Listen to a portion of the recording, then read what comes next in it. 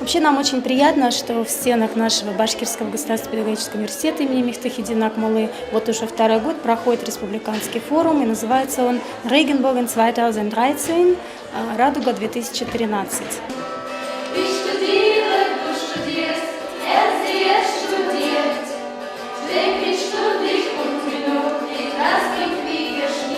Данный форум собирает учащихся школ, которые изучают немецкий язык, а также учителя, которые работают с немецким языком.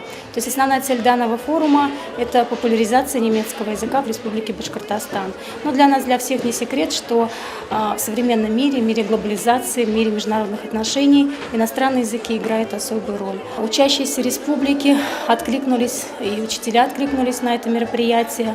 И в рамках форума у нас вот сегодня, например, пройдет подведение итогов этой интернет-викторины по немецкому языку, а также конкурса «Рождественская фантазия». Там конкурс «Рождественская фантазия», он у нас уже стал традиционным, хотя в этом году мы ввели некое новшество, мы разделили задачи между младшими школьниками и старшими школьниками, и старшеклассники в этом году готовили у нас видеоролики о Германии, то есть Германия моими глазами. Мы первый раз приехали на этот форум.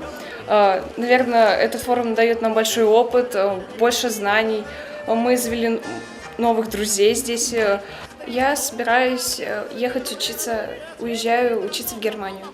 Поэтому я изучаю этот язык. Изучаешь новый язык, изучаешь культуру другую. Интересно узнать, как живут немцы, чем живут, что делают, чем питаются.